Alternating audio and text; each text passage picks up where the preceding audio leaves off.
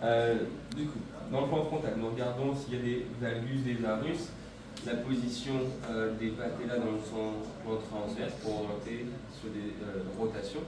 On regarde les pieds, s'il y a des pieds plats qui peuvent induire des déformations, c'est des adductums vers que vous tournez, je prie. On regarde aussi dans le plan sagittal s'il y a la présence de récurvatum ou de flexum. À vue d'œil, si on voit une déformation, on prendra un fil à plomb pour vérifier l'alignement des différents repères. Encore une fois, je vous prie. Ensuite, de dos, on va regarder les reliefs, s'il y a des gonflements, potentiellement un kyste, s'il y a des différences, si on voit qu'il y a une petite varice, s'il y a des choses particulières qui nous intéressent. Et évidemment, on va regarder aussi ce qui est récurvatum flexum de l'autre genou. Donc on regarde grossièrement. On ne s'attend pas à faire des gestes particuliers, on pourrait cliniquement avec la personne lui demander de s'accroupir ou de marcher en fonction de l'activité qui lui pose des problèmes. Dans un scan de base, on demande juste l'observation en chaîne. Revenez face à moi, je prie. Une fois que l'observation est faite, si je n'ai pas de choses aberrantes, on va faire la sensibilité. Pour la sensibilité, on conseille de faire debout parce que c'est plus fluide avec l'observation, les gestes fonctionnent qu'on pourrait faire. Ce qu'on va faire, c'est venir toucher avec le dos des mains le genou et vérifier si la personne sent bien. On prend toujours une zone de référence, soit vous faites à distance sur le membre, soit vous faites sur le visage pour s'attendre plus généralement. Si vous sentez quand je touche, je vais faire la même chose sur les cuisses et vous me dites si c'est la même sensation, d'accord? Donc, là on touche sur L3, est-ce que ça a une sensation sur le visage? Oui. Une sensation des deux côtés, pas une sensation désagréable? Non. Très bien. Quand je passe à l'intérieur ici, quelle est la sensation? Pour faire sur L4, même sensation des deux côtés, rien désagréable. L5, antéro-latéral et dorsal du pied, la sensation des deux côtés, pas de gêne? Très bien. S1, face latérale du pied, sensation. Et ensuite S2, face dorsale, mollet et fausse poplité. Même sensation des deux côtés, pas de gêne. Très bien. Ensuite, on va faire le pic-touche. Pour faire le pic-touche, on explique à la personne qu'est-ce qui est piqué, qu'est-ce qui est touché. Donc pareil, sur une zone de référence à distance, traditionnellement sur le visage. Là, je vais venir toucher, si vous sentez la sensation. Et là, je vais venir piquer, si vous sentez la sensation. La différence est nette? Très bien. Et là, nous commençons. Généralement, en clinique, on vous conseille de commencer par le membre inférieur qui est symptomatique. Donc, imaginons ici à droite. Est-ce que je pique, est-ce que je touche? Est-ce que je pique, est-ce que je touche? Est-ce que je pique, est-ce que je touche? Encore? Encore une fois? Encore? Est-ce que je pique, est-ce que je touche? Encore? Encore? Encore? Nous faisons 10 fois, nous attendons au moins 8 bonnes réponses sur 10. Là, on a 9 sur 10, on considère normal. Et on s'attend à ce qu'on fasse un petit piège à un moment en ne touchant pas et en demandant à la personne si elle sent quelque chose pour être sûr qu'elle soit concentrée sur le touche. Une fois que j'ai fait d'un côté, on vous conseille de faire l'autre côté. Est-ce que je pique, est-ce que je touche? Pareil, 10 fois. Là, L3. Pour L4, au niveau malléole médial, on ferait de l'autre côté. Puis pour L5, la métatarso-phalangienne du 3. Et on répète. Quand on fait, petit point de rappel, on vient stimuler, on pose et on relâche. Au moins une seconde. On ne vient pas faire de piège en un temps trop rapide. On prend le temps de stimuler et vérifier que la personne sent bien. Quand on fait le piqué, on ne vient pas être violent, d'accord? On vient poser le pic, on ne vient pas perforer le pied. Donc L3, L4, L5. S1 se fera face latérale du calcaneus. Clic ou touche. Très bien. Très bien. Et S2 se fait face poplité. Dans la fausse poplité, au milieu de celle-ci. Est-ce que je pique, est-ce que je touche? Est-ce que je pique, est-ce que je touche? Systématiquement, faites bilatéral.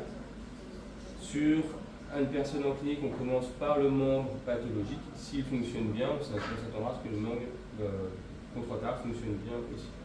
En présentation scolaire, faites un territoire, puis son pendant de l'autre côté, puis je descends de dermatome en dermatome. Nous avons fait l'observation, nous avons fait la sensibilité, on ne trouve rien d'anormal, la personne sent les mêmes sensations des deux côtés, il n'y a pas d'allodynie et il n'y a pas de trouble au pic-touche, donc on considère que l'examen de sensibilité est bon. On va pouvoir faire la mobilité. Pour la mobilité du scan au niveau du genou, fémoro-patellaire et la fémoro-tibiale. Première chose, vérifiez que la fémoro-patellaire bouge correctement, de haut en bas et de gauche à droite. Il n'y a pas de mouvement aberrant. Ensuite, on teste ce qui est la flexion maximale. On viendra stabiliser le fémur. On force. Et on vérifie s'il y a des symptômes qui apparaissent ou pas et quelle est l'amplitude de mouvement. On fait flexion puis extension. Sensation, ça va. Chez notre sujet, on a un récurvatum, c'est à noter, tout le monde l'a. Ensuite, je fais controlatéral. Pareil, la flexion, on a petit mouvement, sensation, ça va. Sensation symétrique pour le sujet et pour le thérapeute, même amplitude a priori, l'extension va bien, pareil, c'est symétrique, on considère normal. Une fois que j'ai fait le plan sagittal, le plan transversal. Rotation, vous conseille de faire genou à 90 degrés pour être productif, rotation latérale, puis rotation médiane. Est-ce que ça va? On va explorer tout le mouvement, vérifier s'il y a des symptômes. L'autre côté, genou à 90 degrés, rotation latérale, tout va bien. Rotation médiale, tout va bien. Même sensation en fin de course et amplitude, tout est bien. Ensuite, il nous restera à faire l'aspect des motricités. Nous avons fait L3. L3, c'est l'extension du genou. Soit vous mettez la personne bord de table, soit vous venez déverrouiller le genou, tendez le genou, je vous prie, et on vient résister. L'intérêt dans cette position, on a un couple de force, on peut faire céder, vérifier que ça résiste. Si vous préférez, vous faites en bord de table. Ce qui compte, c'est que vous ayez une force max. On compare à l'autre côté. Allez-y, tendez le genou, très bien, ça va. Pas de gêne, pas de symptômes. Très bien, super. L4, dorsiflexion résistée. Donc on va demander à la personne de venir maintenir son pied comme ceci. Les pieds. Stabiliser, venir pousser. Allez-y, poussez. Fort, fort, fort, fort, fort. Très bien. Et on laisse les orteils tranquilles. On compare à l'autre côté toujours. Venez comme ceci. On pousse. Très bien. Parfait. L5, extension de la luce. Tenez comme ceci, je vous prie. Là, on peut le faire bilatéralement, généralement, on s'en sort bien. On arrivera toujours à gagner. Donc, vraiment faire de l'endurance, vérifier que la personne tient. Tout va bien? Super. S1. Dans la cotation ASA, S1, c'est la flexion plantaire sujet sur le dos. Donc, on demande à la personne de tenir comme ceci. Tenez pied et vers le bas. Et résister. L'inconvénient sur du sujet jeune ou en musculo-squelettique, on s'attend à ce qu'il y ait de la force. Donc on peut faire comme ceci, tenez, résister, mais souvent on n'aura pas une force maximale. Donc on vous conseille de mettre le sujet debout. Je vous mets debout s'il vous plaît. On va décaler la table. Mettez-vous face au mur s'il vous plaît. On demande à la personne de venir poser les mains sur le mur sans que vous s'équilibrer. Vous mettez sur le pied droit, vous commencerez par le platonique, montez sur la pointe du pied. On vérifie que la personne a la tenir. Si ça va, je vais appuyer, vous résistez. On charge. Si la personne est trop grande par rapport à vous, si c'est difficile de charger, demandez-lui de répéter, mettez les mains en résistance et répétez le mouvement. Allez-y, 5-6 mouvements pour être sûr que la personne ne perd pas d'amplitude, ne fatigue pas. Et on compare à l'autre côté. Pied gauche, même chose, lever. J'arrive à mettre en appui, je fais.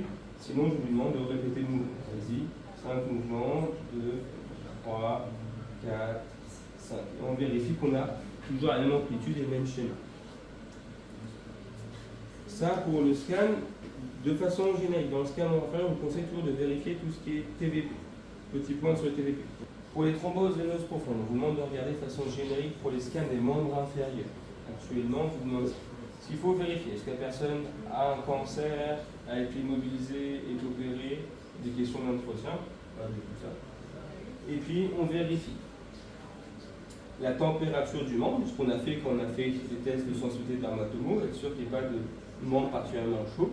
Puis on va vérifier la présence de maintien du ballon du mollet.